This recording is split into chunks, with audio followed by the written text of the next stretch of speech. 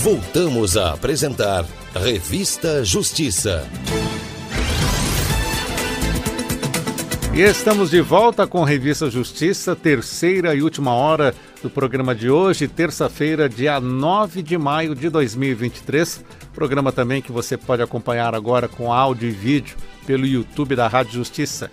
Coloque lá no buscador do YouTube Rádio Justiça ao vivo e você vai poder acompanhar também a nossa programação a partir deste momento.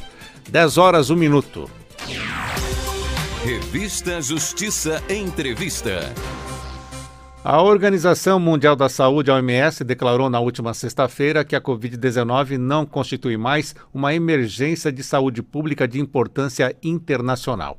A doença estava sob o mais alto nível de alerta desde janeiro de 2020. Vamos falar sobre isso e também sobre doenças respiratórias sazonais com o nosso convidado, o médico pediatra, mestre em saúde pública e doutor em doenças infecciosas, Dr. Francisco Job. Muito obrigado por estar conosco ao vivo nos estúdios da Rádio Justiça. Bom dia. Bom dia, Sérgio. Eu agradeço o convite. Bom dia a todos os ouvintes. Dr. Francisco Job nos ajudou muito durante a Covid, com várias entrevistas aqui por telefone, e hoje nos dá a honra de estar ao vivo. Dr. Francisco Job, vamos começar falando sobre a OMS. O que significa que a Covid não constitui mais uma emergência de saúde pública de importância internacional? Em primeiro lugar, a Covid é o maior acontecimento em saúde pública e provavelmente um dos grandes acontecimentos da história dos últimos 100 anos, junto com a Segunda Guerra, junto, inclusive, talvez, tão importante, mais importante do que a Primeira Guerra. Matou muita gente no mundo inteiro, paralisou a economia de todo o mundo durante um tempo excessivo. A declaração de emergência de saúde pública pela Organização Mundial de Saúde, ela foi importante para que todos os governos se preparassem para esse baque. Ela poderia ter sido muito pior. Se não houvesse a declaração de emergência mundial, não teriam sido removidas determinadas barreiras para que nós pudéssemos alcançar mais rapidamente a vacina, para que as pessoas pudessem alcançar meios de subsistência numa situação em que não era possível trabalhar presencialmente, e para que as instituições continuassem funcionando, apesar de nós enterrarmos gente 24 horas ao dia. Era uma situação que não era uma situação de guerra, mas é a coisa mais parecida com um bombardeio ou com uma invasão que nós poderíamos ter passado. O fim da situação de emergência libera recursos e libera os governos para retornar aos poucos à normalidade total, apesar de que o vírus não vai nos abandonar nunca mais. Sempre vem esse alerta, né? Fim do estado de emergência, mas isso não quer dizer que a Covid acabou. Muito longe disso. Nós temos morte por Covid todos os dias no país ainda. E isso vai continuar acontecendo para sempre. Dr. Francisco Job, não devemos baixar a guarda mesmo com o fim desse estado de emergência, então? Principalmente aquelas pessoas que são mais vulneráveis. As grávidas e puérperas, elas são mais vulneráveis, e os bebês que nascem dessas mulheres, se elas não tiverem sido vacinadas, também são mais vulneráveis. Nós temos, infelizmente, o falecimento de mulheres grávidas, de puérperas e de bebês, pelo fato das gestantes, algumas gestantes, recusarem a vacina. É raro, mas nós temos algumas pessoas que morrem, do mesmo jeito que nós ainda temos gestantes, puérperas e bebês que morrem de H1N1, que já está conosco desde 2009 e também não vai nos abandonar. Ele só sofre mutações. Exatamente, ele sofre mutações. As vacinas, elas servem para determinadas cepas, que são as que estão circulando mais, e ao mesmo tempo, quando você se protege de determinadas cepas, as outras acabam crescendo e sofrendo mutações. Isso é a história da virologia desde que ela existe e que passou a ser uma coisa discutida em boteco por causa do Covid. Mas a virologia é isso. Os vírus, eles têm taxas de mutação que podem ser conhecidas, inclusive medidas, mas não podem ser previstas. E tanto o vírus da gripe quanto o vírus da Covid sofrem mutações com bastante frequência. Nós temos variedades de interesse e variedades que merecem mais atenção o tempo todo, né? A OMS é quem faz esse tipo de monitoramento e que faz os avisos periódicos de quais variedades são importantes. O senhor falou sobre as gestantes, doutor Francisco Job. O calendário vacinal de uma gestante, como funciona? O calendário vacinal da gestante, ele é totalmente gratuito, está na caderneta da gestante. No pré-natal, todas as vacinas são oferecidas. Eu acho que qualquer mulher que já tenha tido filhos vai se lembrar de ter tomado a vacina do tétano, que normalmente é a vacina que traz mais recordações para as mulheres, porque ela dói bastante. Mas existem várias outras vacinas que também participam da cobertura vacinal específica da gestante. A gestação não é uma doença, mas ela se parece muito. Ela diminui muito a imunidade da mulher, porque uma parte dos recursos metabólicos dela vão para o crescimento do bebê. A mesma coisa para a puérpera, que ainda não se recuperou totalmente de ter tido a criança. E a mesma coisa o bebê, que recebe os anticorpos direto da mãe enquanto está dentro da barriga. Esses anticorpos vão protegê-lo durante os primeiros dias, durante as primeiras semanas, durante os primeiros meses de vida.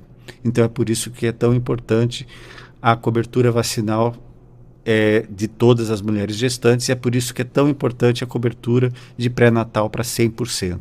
E uma gestante, ela pode ser vacinada a qualquer momento? Existe um período antes do parto? Como funciona? O ideal é que ela seja vacinada assim que comece o pré-natal, porque ela, a partir do momento em que fica grávida, ela já é mais suscetível a doenças mais graves, a apresentar uma maior gravidade, tá certo, quando adoece. E conte para a gente, doutor Francisco Job, como foi para o senhor o desafio como médico, né, como especialista em saúde pública, o combate às fake news? Deixou muito estrago? Ah, sim. A politização de um assunto científico sempre é muito complicada e sempre foi tratada como folclore. Ainda existe gente que acredita que a AIDS não existe e que o vírus da AIDS é uma invenção. Ainda existe gente que não acredita que o homem foi à Lua.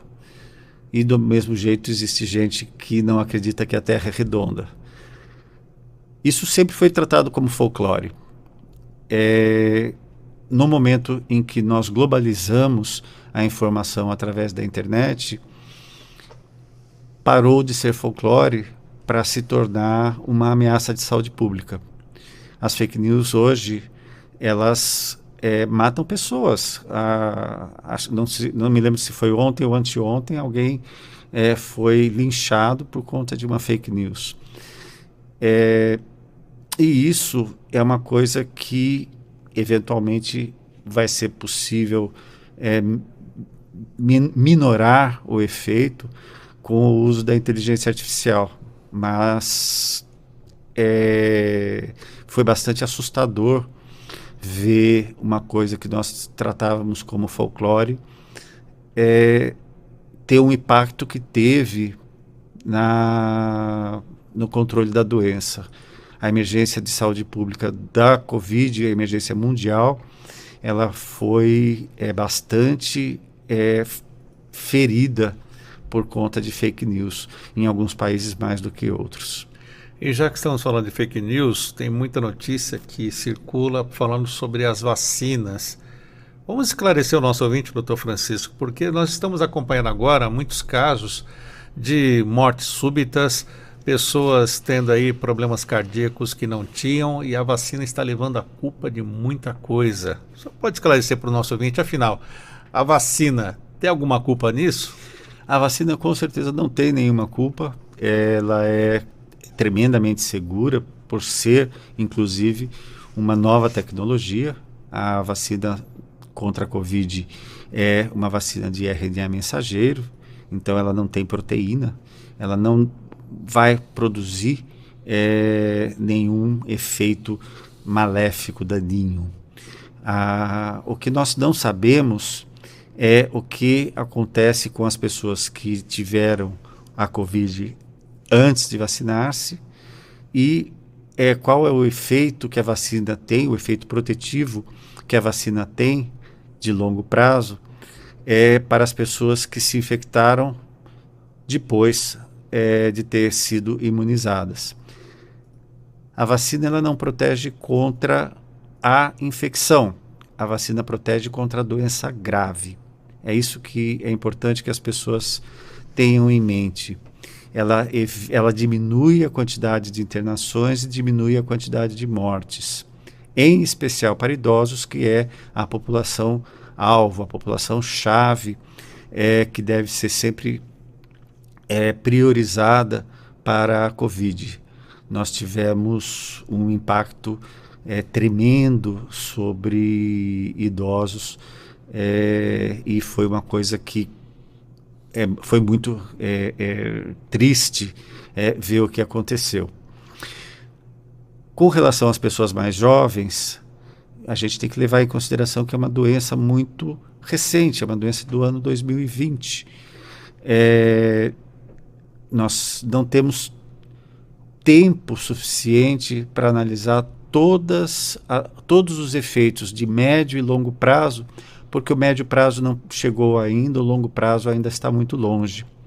Então, nós sabemos que existem efeitos, ou melhor, parece que existem efeitos sobre o sistema nervoso central, parece que existem efeitos sobre o sistema cardiovascular, mas nós não temos isso totalmente tabulado. Nesse momento, nós não temos como dar uma resposta completa sobre o impacto que a epidemia de 2020, 2021 terá em 10, 15, 50 anos.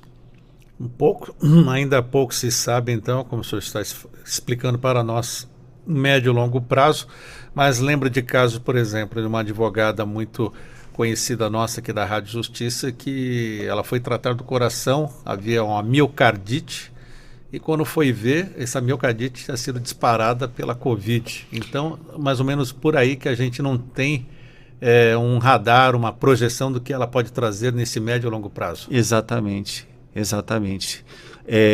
Existe uma impressão muito forte dos neurologistas e dos psiquiatras que a infecção pelo vírus acelera os quadros de demência e alguns outros quadros neurológicos. Mas nós não temos ainda tabulados esses números de maneira a dizer que isso é uma verdade científica sólida, né? O que a gente chama de evidência forte, né? Mas existem evidências suficientes já para dizer que o coronavírus ele não é somente um vírus respiratório que mata rapidamente. Ele é um vírus que tem um vírus que tem efeitos de médio e longo prazo que ainda são desconhecidos porque não chegamos lá. Vamos falar ainda sobre vacinas. Tivemos as iniciais, muitas pessoas que seguiram o calendário se vacinaram pelo menos 4 vezes, né, contra a Covid. Temos agora a bivalente. O que é essa vacina bivalente, doutor Francisco? Essa vacina é um pouco como... Nós estamos seguindo um pouco o padrão das outras doenças respiratórias. Do mesmo jeito que existe uma vacina nova para a gripe todos os anos, nós vamos acabar desenvolvendo algum tipo de vacina nova todos os anos, até porque nós precisamos vacinar todos os bebês. Então, a bivalente é uma vacina que foi desenvolvida com as cepas mais recentes, o que não significa que seja a última. Já existem cepas de interesse declarada pela OMS, que nós ainda não temos vacina contra elas, né? E que nós não sabemos se vai ser necessário vacinar toda a população com vacinas contra o Covid para sempre. Provavelmente serão as populações mais vulneráveis. No caso, então, gestantes, puérperas, bebês pequenos e idosos. E a diferença dessa da bivalente para as anteriores, ela tem uma proteção maior para as novas cepas? Na realidade, que as vacinas anteriores eram para cepas específicas, e esta é para 2 cepas ao mesmo tempo. Nós temos vacinas contra a gripe, por exemplo, com 6, 8, 10, 12, 15, 20 cepas de vírus de gripe. Como eu disse, por analogia, nós estamos fazendo alguma coisa parecida com a vacina contra a Covid. Nós vamos ver epidemiologicamente ao longo do tempo se isso é rentável, isso é, se vale a pena a gente gastar tanto dinheiro, porque é muito caro fazer isso, é tremendamente caro vacinar toda a população, se a repercussão disso em termos de saúde pública, em termos de economia de mortes e economia de internações, se isso vale a pena ou não. Ou se vale a pena que o vírus continue circulando, ele não mata mais, a maior parte das pessoas está suficientemente imunizada, e a gente vai ver por quanto tempo que a imunidade causada pela vacina e pelas infecções dura. Isso só o tempo. Doutor Francisco, fim da emergência de saúde pública da Covid, mas acredito que ela deixou algumas coisas, né, para o nosso dia a dia, a prática. O senhor acredita que as pessoas mudaram também seus comportamentos, a forma de se prevenir contra a doença? A pessoa antes ia resfriada para o trabalho, agora já não vai mais? Houve um impacto muito grande, como eu disse, é o impacto de uma guerra. Tanto o impacto econômico, nós hoje temos metade da população brasileira em situação de instabilidade alimentar, e nós temos, ao mesmo tempo, mudanças de comportamento que poderão ou não ser permanentes.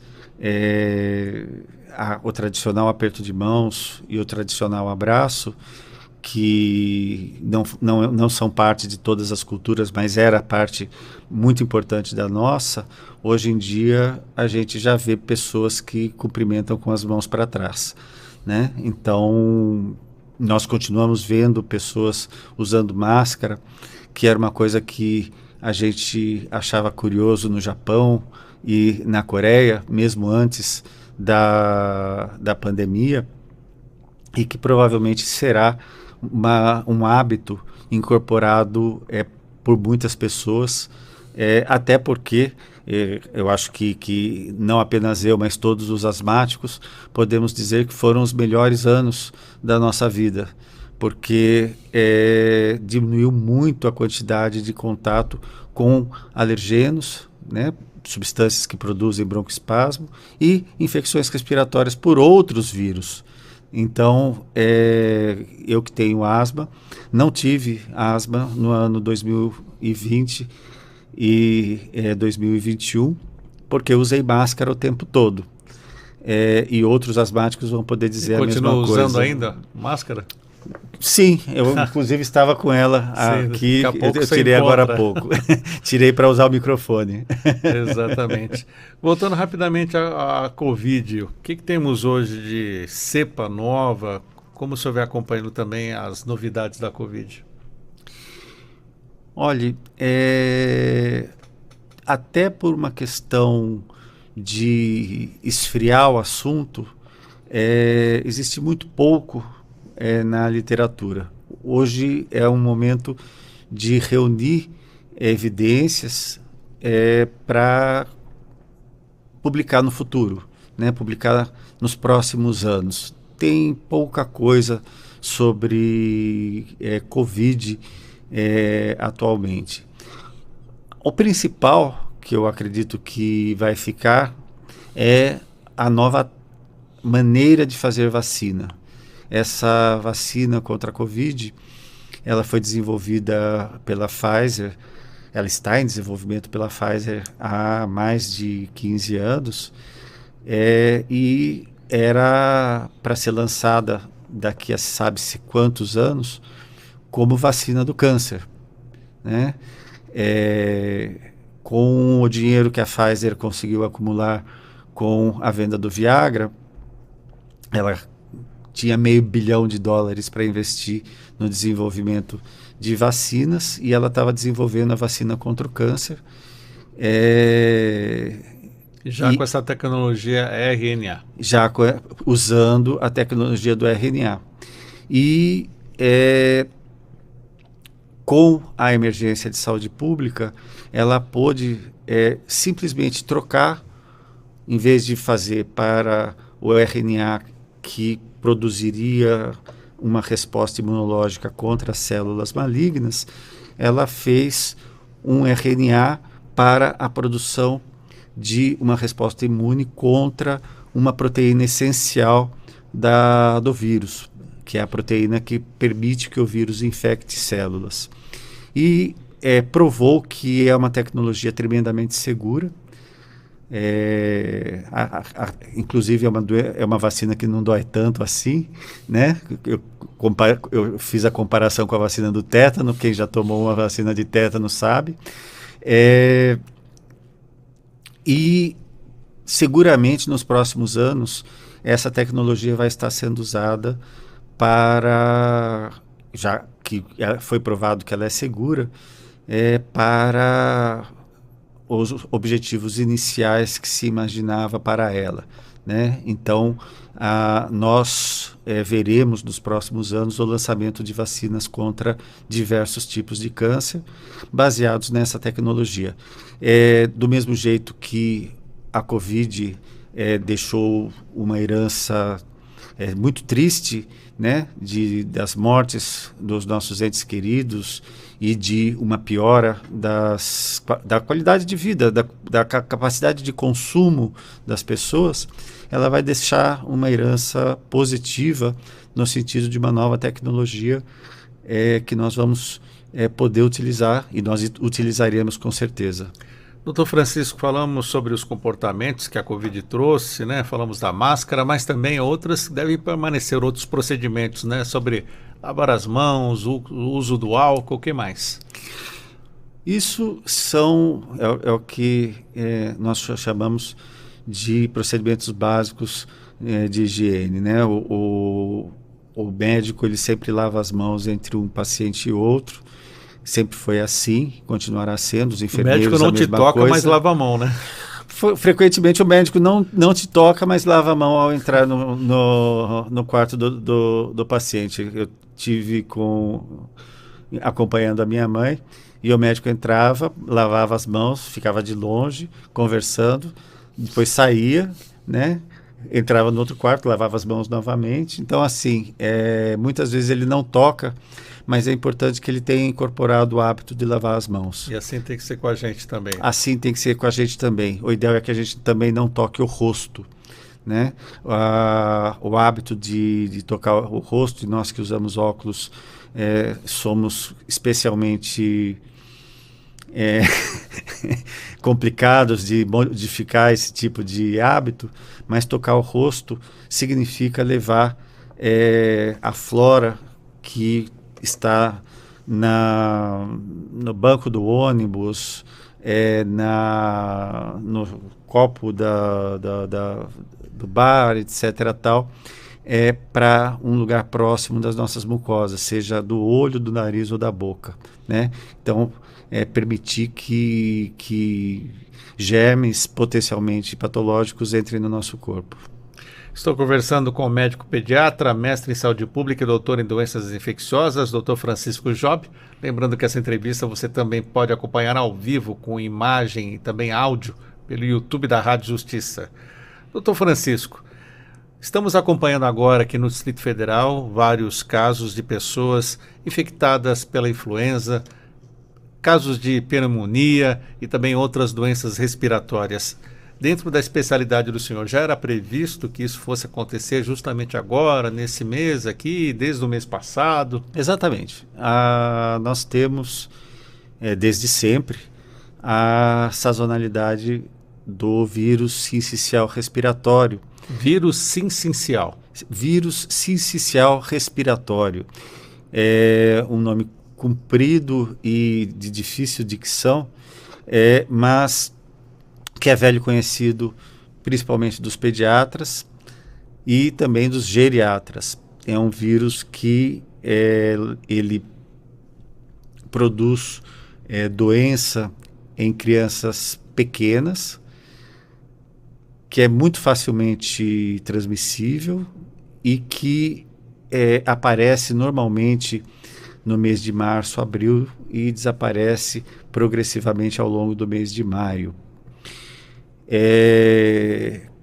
E no mês de maio começa a aparecer o vírus da influenza, o vírus da gripe, que tem o pico em julho no Brasil,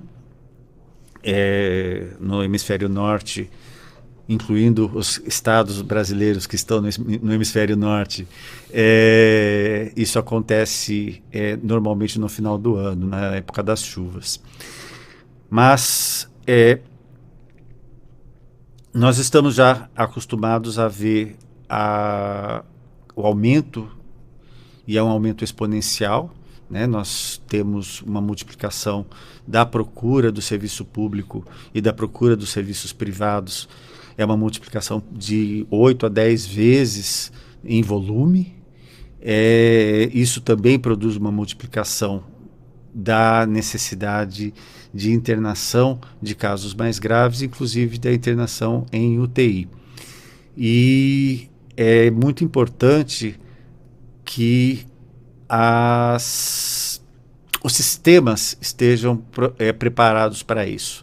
Do mesmo jeito que a pandemia ela precisou de um tempo em que as pessoas estiveram dentro de casa para que a saúde pública pudesse se preparar para a circulação exponencial do vírus da Covid, e nós para isso precisamos fazer hospital em tendas e comprar respiradores a preços astronômicos muitas vezes, porque nós tínhamos que ter tempo suficiente para nos preparar.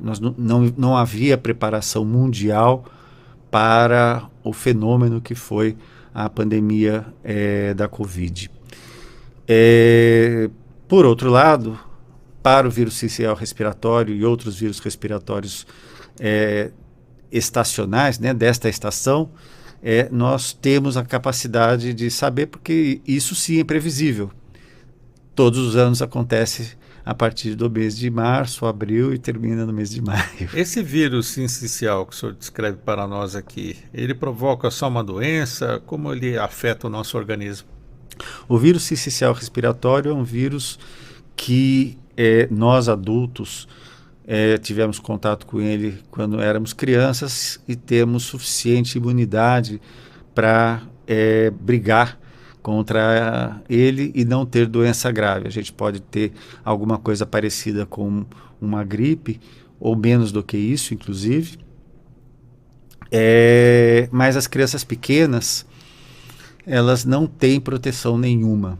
E quanto mais cedo elas são expostas, pior é a doença, porque o pulmão não está totalmente protegido, completamente formado, ele inclusive não tem tamanho suficiente para conseguir expulsar a secreção produzida. Então é muito comum nós termos que internar bebês pequenos, às vezes bebês com poucos dias de vida, que se infectam ao chegar em casa, porque o irmãozinho está doente, o irmãozinho que vai para a escola, ou porque ele recebe uma visita que está doente e a criança acaba se infectando.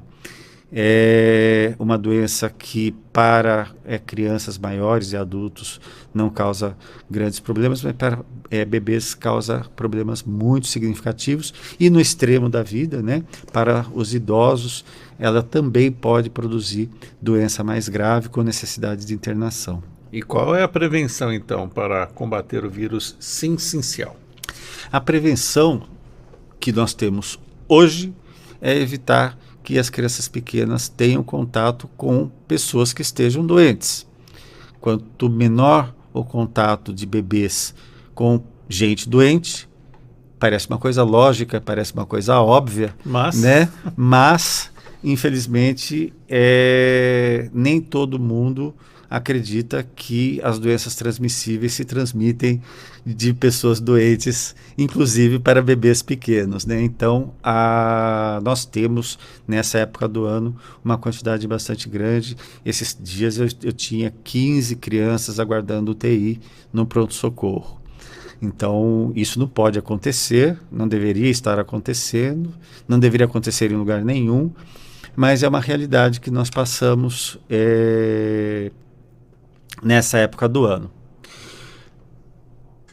Outra possibilidade é uma coisa que acaba de chegar, que é a vacina contra o vírus sincicial respiratório, que nesse momento está aprovada só nos Estados Unidos para idosos.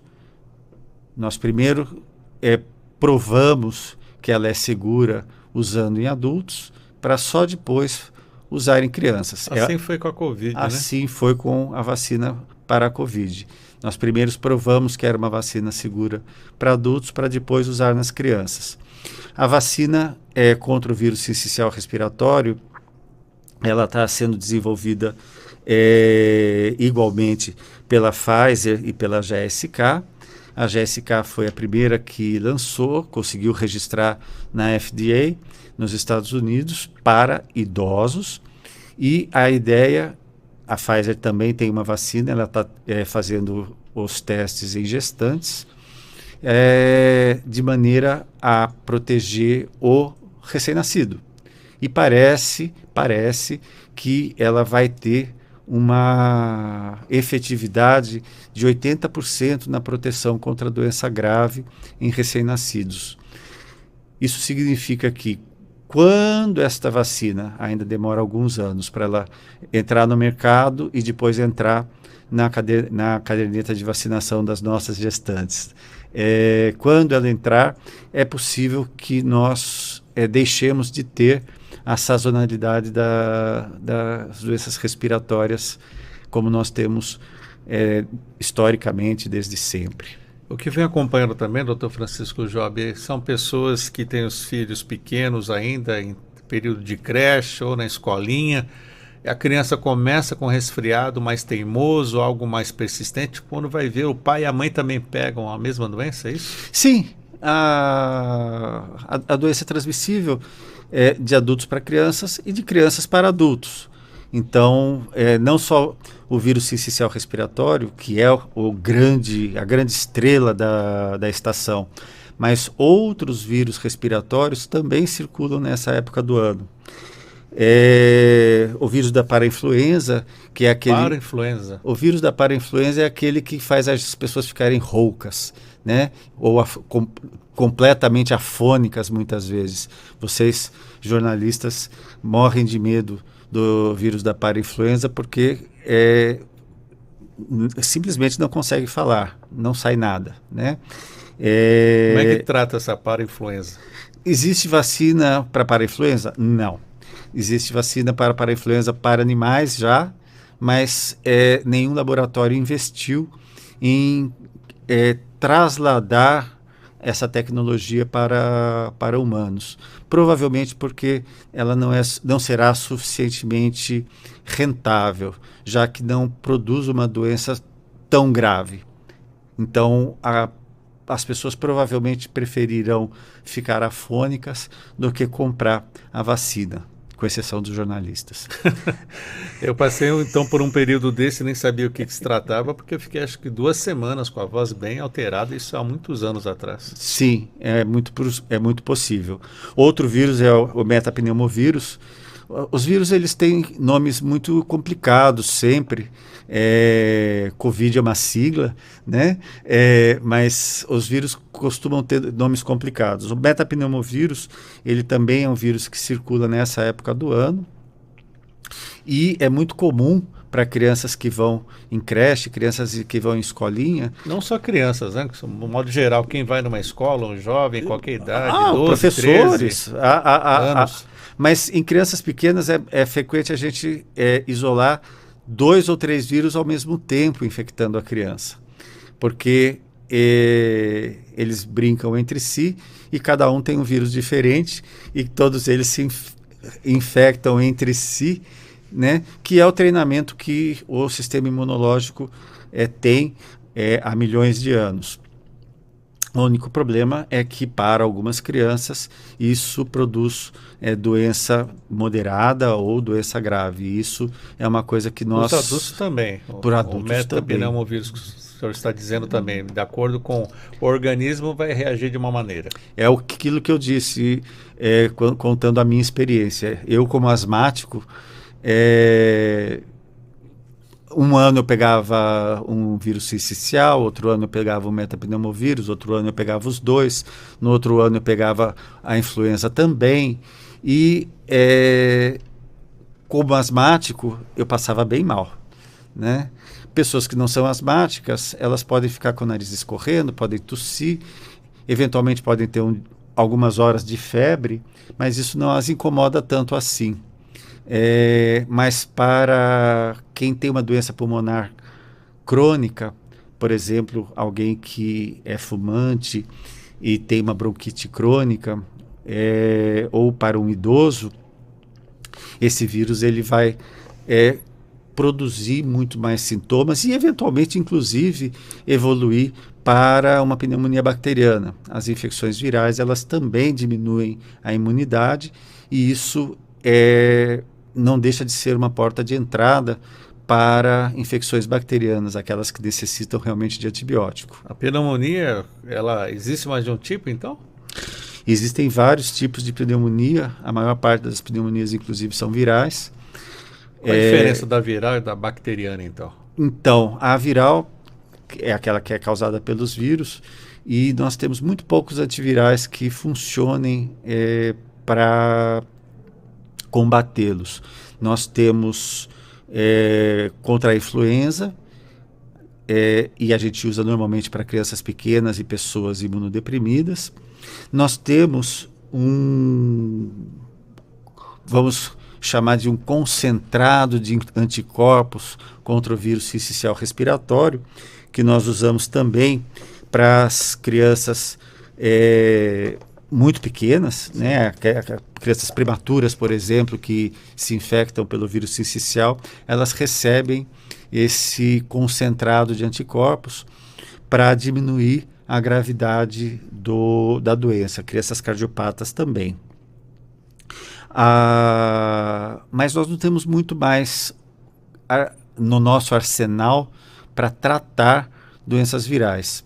Por outro lado, as doenças bacterianas, as pneumonias bacterianas, são aquelas que você vai dar o antibiótico ou por boca ou endovenoso e que vai conseguir combater Frequentemente elas necessitam internação. Para crianças, principalmente, é raro nós tratarmos desde o início sem internação. Normalmente a gente interna para observar qual que vai ser a reação que a criança vai ter durante os primeiros dias de tratamento, para que o tratamento seja o mais seguro possível e para que não haja surpresas. Os pediatras odiamos surpresas. Imagino, todo mundo.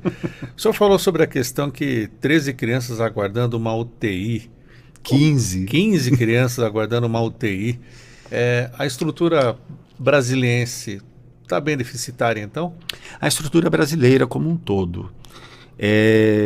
Uma UTI, ela pode custar de 3 a 5 mil reais ao dia de custo. Só custo.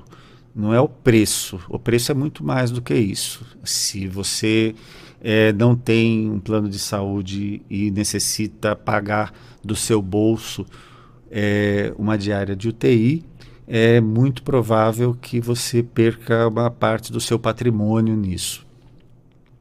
O custo de uma UTI é muito alto e a capacidade do SUS de remunerar as vagas é muito baixa. A remuneração atual que o SUS oferece aos hospitais é de 600 ou 700 reais por diária de UTI, que custa de 3 a 5 mil. Né? E esse custo elevado das UTIs é justo, na opinião do senhor, ou é a questão do interesse do lucro? Na realidade, isso é custo mesmo. Né? Você precisa ter um técnico de enfermagem para cada 2 pacientes. Você precisa ter um médico e um enfermeiro para cada 4 pacientes. Porque você precisa. São pacientes graves, gravíssimos. Muitos deles vão morrer. E todas as possibilidades que você tiver de salvar a vida da pessoa, você tem que utilizar.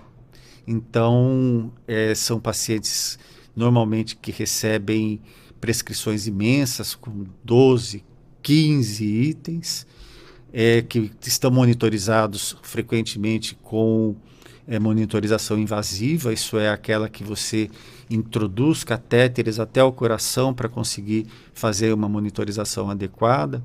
Então, é muito caro você ter um paciente na UTI. Não é somente o preço, como eu disse. Sim. É óbvio que não deixa de ser, num hospital privado, não deixa de ser um negócio. Sim. Né? Assim, a minha UTI tem menos mortalidade do que a sua. Portanto, eu vou ter mais clientes do que você. E por isso eu vou poder cobrar mais caro. Mas no setor público, a repercussão é diferente e a maior parte da população usa setor público. Nós temos só 30% de cobertura de planos de saúde e o uso de medicina privada do próprio bolso, né, sem nenhum tipo de plano de saúde, é praticamente residual. A maior parte da população usa o SUS. Sim. Tá certo? E não há, nesse momento, orçamento suficiente para a demanda que nós temos. Então, não vamos comparar a beleza, não vamos comparar o conforto que o SUS oferece aos seus usuários. A gente vai ter que comparar a efetividade. Para a quantidade de orçamento que nós temos, a efetividade ainda é suficiente, mas ela está em queda. Nós não estamos melhorando a efetividade do SUS. Nós estamos em queda. Doutor Francisco, vamos falar um pouco aqui da região centro-oeste. O senhor veio de São Paulo para cá. Este risco com as doenças respiratórias é maior aqui no centro-oeste? Temos características próprias aqui da região? Sim, a questão do ar mais seco que nós estamos entrando agora, né, no período mais seco do ano, ele predispõe para aquelas pessoas que já têm doença respiratória uma facilidade maior de desenvolver sintomas. E, caso elas tenham uma infecção respiratória, uma maior probabilidade de desenvolver uma infecção grave. Mas isso é contornável com um mínimo de cuidado, né? Então, a questão da higiene das mãos e da higiene da higiene respiratória, a umidificação do ambiente, a evitar lugares muito cheios nessa época do ano, exatamente para evitar o contato com pessoas que estejam doentes, né? Festas, restaurantes, eventos, igrejas. Mudou, inclusive, na missa católica, né? Que as pessoas davam-se as mãos e em alguns lugares mais carismáticos davam abraços e beijos, né? Isso mudou com a epidemia da Covid e eu espero que se mantenha dessa maneira também para sempre, porque vai diminuir a quantidade de infecções e vai diminuir principalmente a quantidade de infecções graves em pessoas idosas, que são o público desse tipo de evento, né? Acho que nas duas pontas, né? As crianças e os idosos, que temos que ter mais cuidado. Porque tem a imunidade mais comprometida. Doutor Francisco, vamos fazer aqui uma utilidade pública, então, trazendo as formas de prevenção contra as doenças. Vamos começar pelas crianças, por onde o senhor gostaria de trazer um apanhado geral para o nosso ouvinte que está acompanhando esse assunto tão interessante, são as doenças, as gripes e também essas doenças respiratórias. Eu vou contar uma piada, né? Assim, que é uma piada que rodou um pouquinho entre os pediatras, né? Que se nós pudéssemos, a gente mandaria as crianças para a escola só a partir dos 2 anos de idade, né? Porque a creche e a escola são lugares onde as crianças vão fazer uma troca de secreções, né? Os narizes escorrendo, comuns. Meu filho foi para a creche com 6 meses, eu lembro muito bem. Depois dos 6 meses, creche, é isso aí. É isso. Aquele retrato, a coriza, né? O tempo todo a criança está doente, porque, na realidade, o que está acontecendo é o treinamento do sistema imunológico dela de maneira natural. Mas é vantagem ou não? Segurar até os 2 anos ou 6 meses ir para uma creche? Na realidade, o que a gente orienta é que nos primeiros meses de vida a criança não tenha contato com pessoas doentes, crianças ou adultos doentes. E a puérpera também não, né? Criança até que idade? Olha, é muito variável, isso é uma coisa muito pessoal de cada pediatra, né? Mas até o 6º mês de vida, nós temos um sistema respiratório que ainda ele é muito estreitinho, né? Os bebês, quando nascem, eles são muito pequenininhos, os bebês aos 6 meses, eles já são uns bebezões, né? E eles já têm pulmão, brônquios e traqueia e musculatura suficiente para expulsar a secreção. Bebês pequenininhos nem musculatura para expulsar a secreção tem, nem tossir eles conseguem, né? Então, até os 6 meses, eles necessitam de uma proteção especial. A mesma coisa aquelas pessoas que estão fazendo quimioterapia, aquelas pessoas que têm outras razões para estarem imunodeprimidas, que estão tomando corticoides por uma doença reumática, ou porque tem um linfoma, ou porque as pessoas que estão no extremo, né? As pessoas idosas acima de 80 anos, aqueles que já são centenários, essas pessoas elas necessitam de uma proteção maior para evitar as infecções. Aquela mãe que teve nenê agora deve receber visitas para aqueles que querem conhecer a criança a partir de quantos meses? Aquela mãe que teve neném agora não deve receber visitas, tá certo? E muito menos de pessoas que estejam claramente doentes, né? A partir de quantos meses, então, o senhor recomenda? 6 meses? 3 meses? Porque tem aquele que a pessoa mal teve a criança, já está lá no outro dia na maternidade para visitar. Já. Exatamente. O nosso grande problema é visitar e ainda levar o priminho, né? Que normalmente está doente, né? Então, para puérpera, com 2 meses, ela já está com a imunidade bastante recuperada. Mas a criança não. Né? Então, a criança idealmente deve ser protegida de maneira especial até o 6º mês de vida, pelo menos.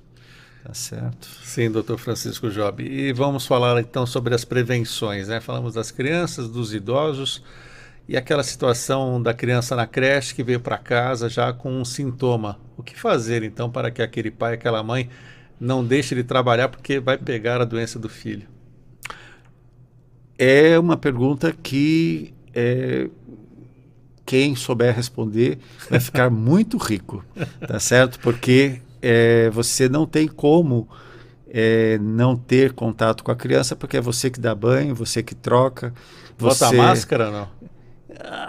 Você vai colocar as mãos na criança, né? E a criança vai tossir, espirrar em cima dos seus móveis, do seu sofá, das suas almofadas.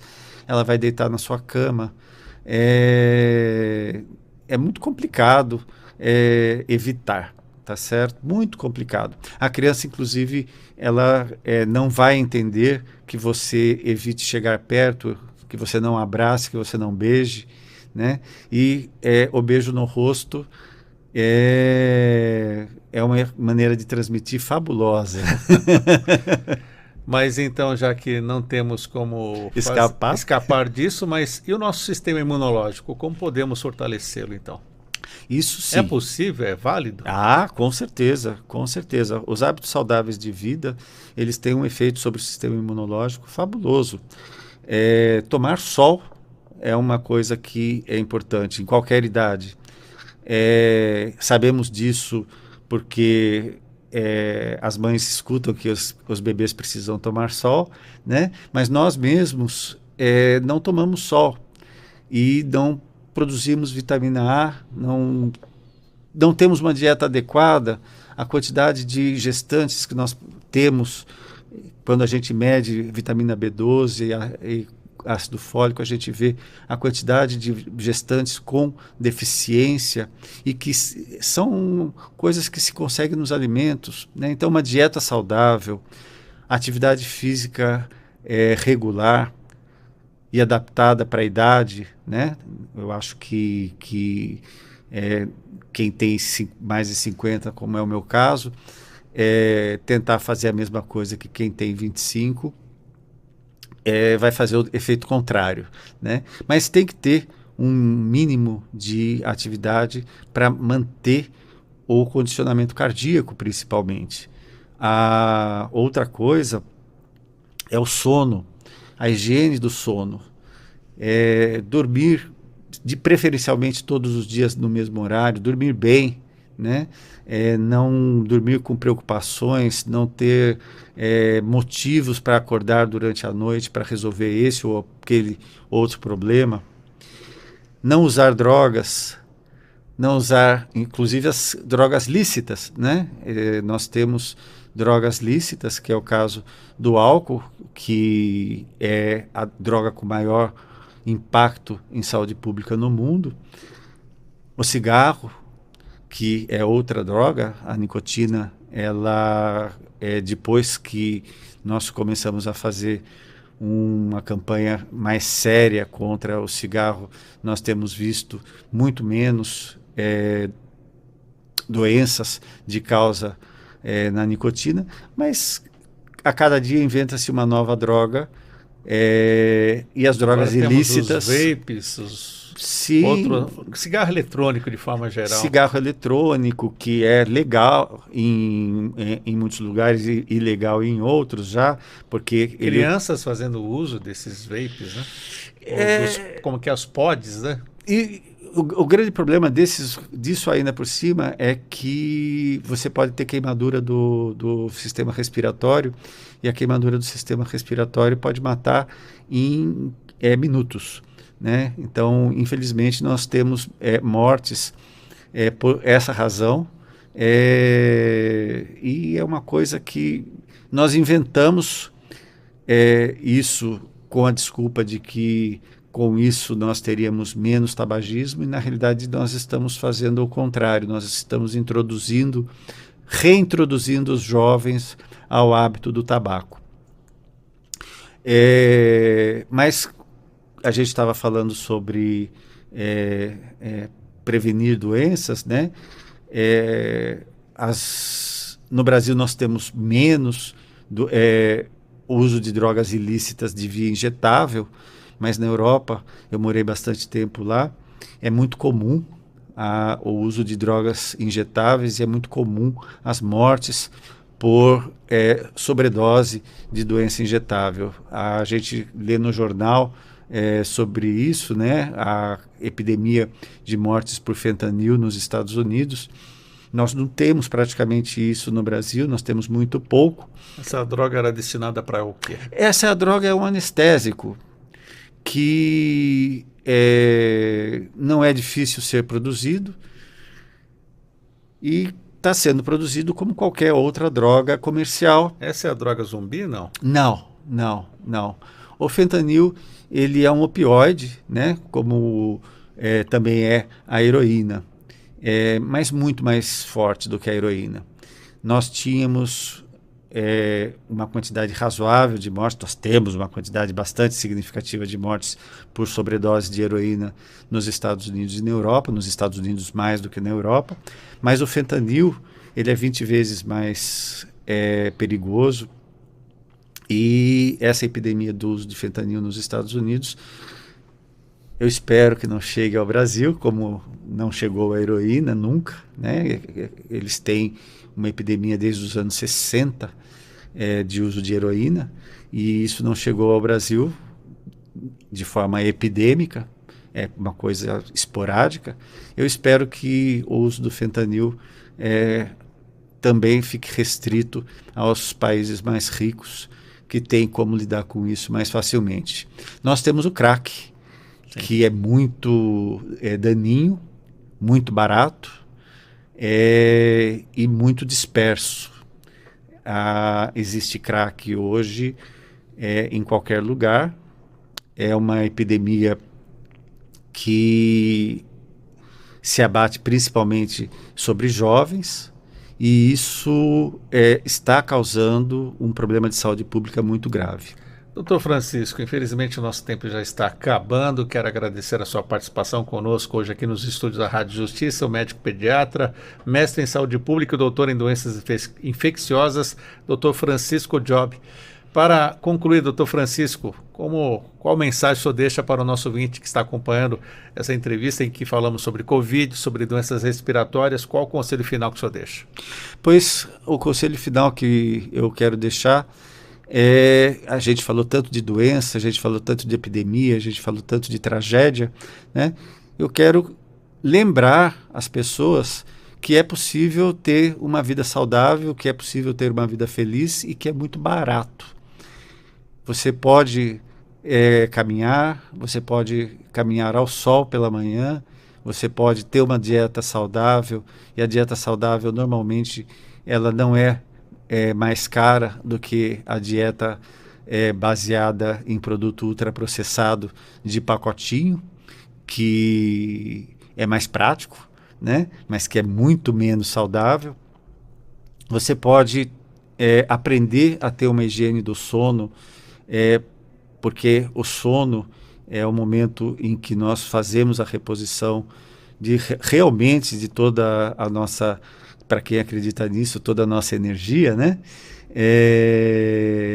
para acordar feliz no dia seguinte. Então, sejam saudáveis e sejam felizes. Obrigado mais uma vez por estar conosco. Muito obrigado, Sérgio, pelo convite.